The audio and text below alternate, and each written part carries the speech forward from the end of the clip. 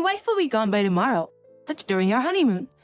I woke up in the middle of the night to overhear my husband secretly having a terrifying conversation on the phone. Trembling with fear, I dared to peek into his smartphone to find out what he was talking about. What I found was beyond belief.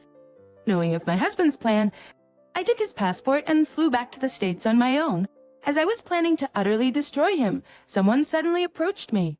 My name is Karen. I'm just an ordinary office worker in New York. I met my husband, Brian, through mutual friends. We hit it off after a few dinners out, and after dating for a year, we just recently got married. Brian is handsome and has a really kind personality, but there was one major problem. This happened one day just before our wedding. I'm home. Normally, Brian gets home from work later than I do, but on this day, I had to work late, so I got home after him. As I walked in and was about to take off my shoes, I noticed something odd. Were these shoes always here? They were not only Brian's work shoes, but also a pair of women's heels. But could he be cheating? I saw it. Listening carefully, I could hear muffled voices. It was a man and a woman talking, and I immediately recognized Brian's voice. I couldn't make out the entire conversation, but I could hear a woman's voice laughing along, or in the spur of the moment. I started recording with my smartphone and burst into the living room. There was Brian and my mother-in-law. Oh, welcome back. Karen, welcome home. Sorry for intruding. I was relieved that it wasn't an affair. The living room scene was still quite bizarre. Boxes were piled up everywhere. Confused, I asked, "What's with all these boxes?" Brian responded, "Oh, these occasion. We're moving. My mom came over to help pack." I was so confused, I felt like my brain might explode. Moving? Where to? I never heard about this. Oh, Brian, you didn't tell Karen? Sorry, I've been so busy with work. I'm so sorry. Karen, I told him if you're gonna get married, you should move into our house. It looks like Brian didn't mention it to you. Live in our house? I was more confused than ever. This is a huge deal. I have to put a stop to this. I said, I haven't been told anything about this. I can't just agree to something decided without me. But then they said, it's normal for newlyweds to live with their in-laws, you know? If you can, maybe you should reconsider the marriage. Mom's right. Plus, I'm used to my house. It'll be easier for you too if anything happens. 2 birds with 1 stone, right? With my mother-in-law present, I couldn't argue with Brian, and it was decided that we'd move into his parents' home. And turns out, Brian is very much a mama's boy. In retrospect, had I been more assertive back then, maybe things wouldn't have turned out this way. Living with my in-laws was incredibly tough for me. Ever since we started living at my husband's parents' house, his mama's boy tendencies accelerated. The first person he'd ask for anything was always Mom. While my mother-in-law took care of most of the cooking and household chores, the rare times I made dinner he would say, "My mom's cooking tastes better." Perhaps my mother-in-law enjoyed being relied on by her son because she did everything for him. My father-in-law would just turn a blind eye to this behavior and not only ignored me, but wouldn't even look at me. Sometimes, when I tried talking to him, he'd just brush me off. I constantly questioned my place in the household. The biggest concern for me was my mother-in-law's extravagant spending habits. After moving in, I realized she adored branded clothes and bags. Every time her favorite brands released something new, she'd buy it. Every release, she'd approach me saying, "Freedom, I really want this, but I'm a bit short on cash right now. Could you maybe lend me a little?" Even though I thought she shouldn't buy it if she couldn't afford it, since she did all the cooking and cleaning, I couldn't object and just gave her the money as asked.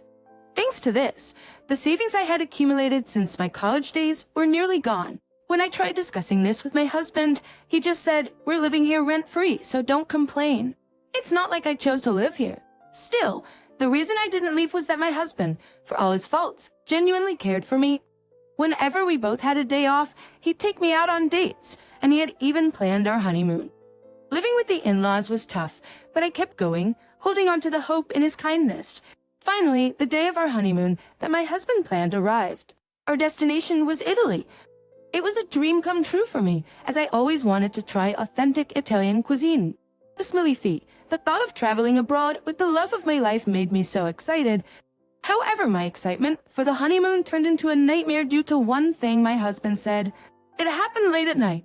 I woke up wanting to go to the bathroom and noticed my husband wasn't next to me. Assuming he was also in the restroom, I approached and heard him speaking on the phone.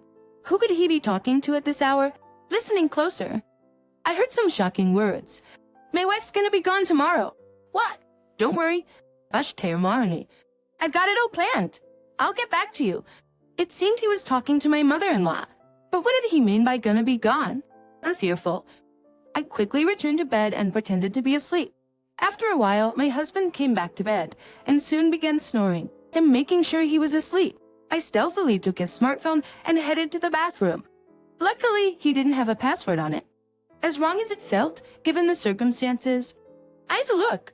Opening his messages, I found a terrifying plan detailed in the chats with his mother. They were scheming to take my life for the insurance money, which my mother-in-law intended to spend on branded items. The fear was overwhelming. I couldn't believe that my husband, who had always been kind to me, was plotting this with his mother. I took photos of their conversation with my own phone and returned to bed. But the rest of the night, I was too frightened to sleep, as dawn broke and transport services started operating.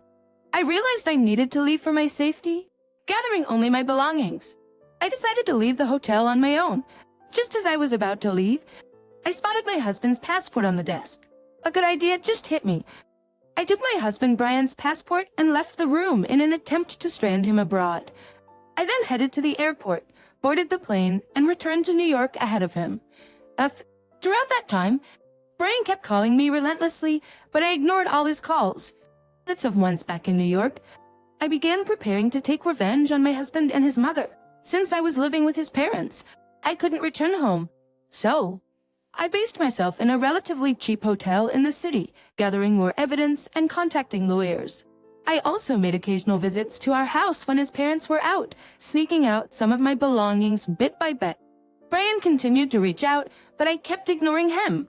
A few days of such life passed, and I was at his parents' house fetching my belongings. His mother, Erin, was at her knitting class, and his father was out golfing. I figured they wouldn't be back for at least 2 hours.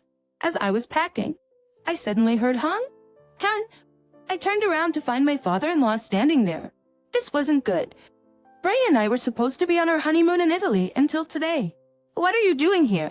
Weren't you two supposed to be on your honeymoon? What should I do? What excuse could I possibly give? Should I be honest about why I returned to New York alone? But what if my father-in-law was in on whatever scheme Brian was planning? These thoughts raced in my mind. Seeing my confusion, he said, "It might be better to talk over a coffee. How about we go to a nearby diner?" Not wanting to be there when my mother-in-law returns. Once we sat at the diner, he quickly asked, "So why are you here when you should be abroad?" What happened to Brian? I was hesitant to tell the truth. It's if he was in on the plane with her and Brian, everything I had worked on would be ruined. What, didn't your wife tell you a thing? I asked, trying to gauge his knowledge. But looking puzzled, he responded, "I haven't heard a thing." His reaction suggested that he genuinely didn't know anything. Believing him, I decided to lay out everything to him. "Are you aware of this plan?" I then showed him the printed messages exchanged between Brian and my mother-in-law. His face was one of sheer shock. "Valkyrie, I've seen them whispering together a few times, but I never thought they were plotting something like this." It seemed like my father-in-law really didn't know. Yes, when I was over there, I overheard my husband talking on the phone with his mom, and that's when I found out. I got scared, so I returned to the US on my own earlier. "I'm so sorry. My wife really owes you an apology. Please don't apologize. You haven't done anything wrong. As for the future, I feel terrible asking this of you, but I'm thinking of divorcing Brian. That's completely up to you. Man, I'm truly sorry, especially since this should have been a happy time as newlyweds." He apologized to me many times. I used to think he was avoiding me, maybe even disliked me, but he spoke to me with such kindness and concern, despite him being such a good man. I can't fathom how his wife and my husband turned out the way they did. While I was thinking about this, he shared a story with me. "Karen, you've been forced to buy branded items for my wife, haven't you?" "Well, yeah, I has. It might have been my fault." "Excuse me?" "Well, it was shortly after my wife and I got married. I gifted her a designer handbag for her birthday. After that, she became totally obsessed with designer brands. Even at this age, she keeps wearing those expensive brands." "I see. There were times when she'd even go into debt just to buy them. I never imagined she'd ask you to buy stuff for her now." "I'm really sorry about that." I had no idea that my mother-in-law's obsession with brands had such a backstory. Still, I couldn't forgive her for what she'd done. It's not your fault. She continued her habits even after you got mad at her. She's the one to blame. Wait. By the way, how's Brian doing? He was supposed to be back by now. But he'd be back by now, wasn't he? How about that? Oh no, but I had come this far. I had to tell him everything. Actually, I took Brian's passport with me when I came back to the States, so he won't be coming back for a while. What? I'm sorry. I know it's wrong, but it was the only way to smoothly proceed with the divorce. I see.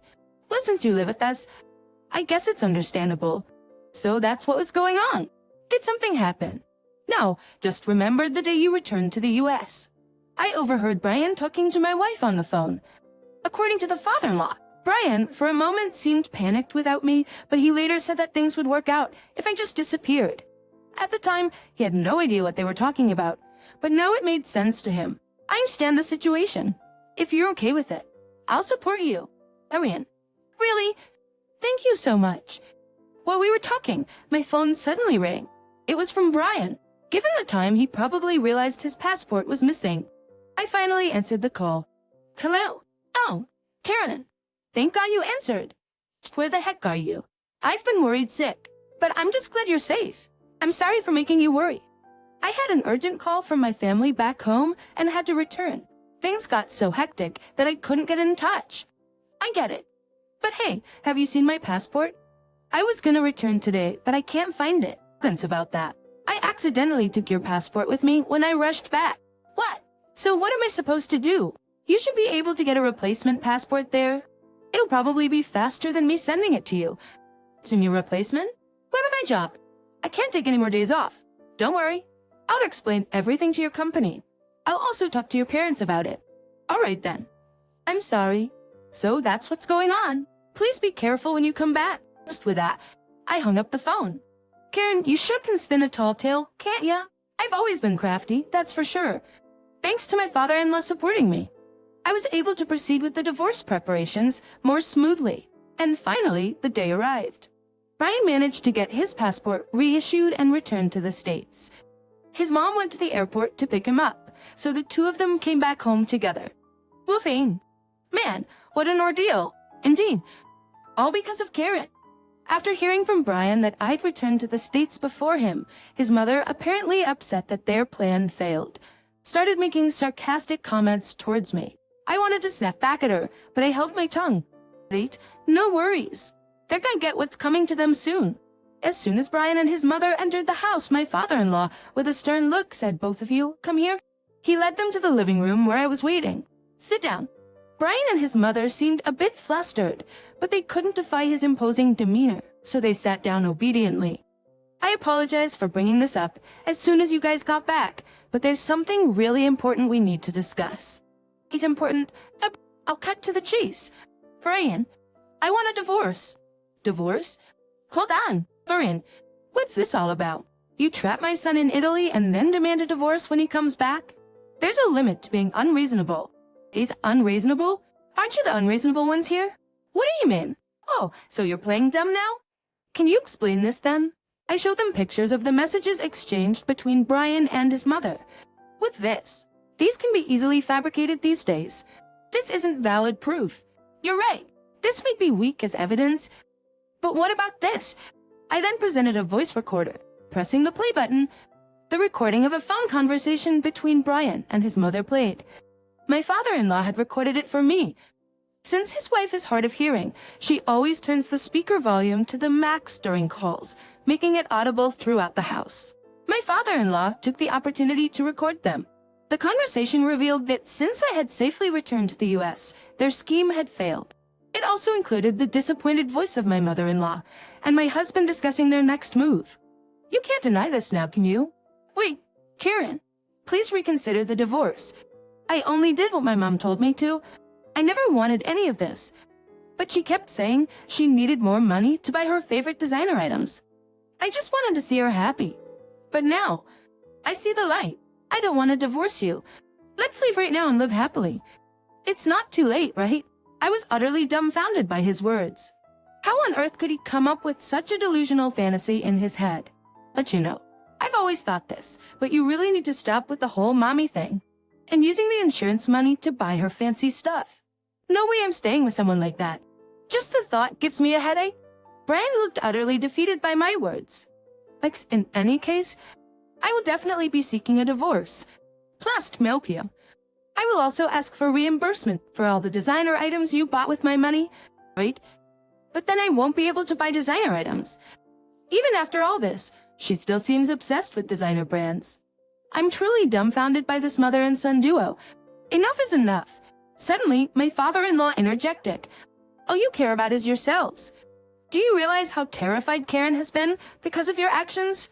Are designer items really worth it to you, even if it means using someone else's money? Do you realize how much trouble you've caused her? Thanks to him speaking up for me, I felt a bit relieved. But my revenge wasn't over yet. Wait a sec. When did you find out about this? On the first night of our honeymoon in Italy. I overheard you talking to your mom in the middle of the night. So that's why you flew back to New York the next morning. You didn't tell my company about this, did you? You're finally catching on? Well, you'll know the answer to that soon enough. Just as I said that, Brian's phone started ringing at the perfect timing. It's from the company. You gotta be kidding me. Hesitantly, Brian answered, Hello. What? Fired? No, wait. Before he could explain, the call seemed to have been cut off. Just so you know, I've already provided evidence of this to your company. Brian seemed drained of energy and slumped to the floor. So from now on, let's communicate through my lawyer. And stay out of my life, okay? And just like that, our newlywed life came to an end. The story didn't stop with the divorce. Since the court at my lawyer, whom I had been consulting with, told me that even just plotting to kill someone was a crime, so I reported the matter to the police. While they weren't arrested, both of them had to pay a hefty fine. Thanks to having a criminal record, Brian struggled to find a new job, and Karen became the talk of the town. Moreover, to pay for the damages in alimony, almost all of the designer goods Karen had hoarded were sold off. The only thing left was a purse, a birthday gift from her husband. From now on, the household finances will be managed by her husband, and Karen's pocket money would be reduced. Seems like they got a taste of their own medicine. As for me, I'm living alone in a condo in Manhattan. Well, I did divorced shortly after getting married. I didn't feel lonely at all. After the years, I felt liberated. If possible, I'd never want to live with someone else again. Sure, living alone has its challenges, but not having to constantly be wary of someone else is more than worth it. And no more dealing with Karen's money grubbing. I've started saving bit by bit, hoping that someday I'd find happiness with someone else.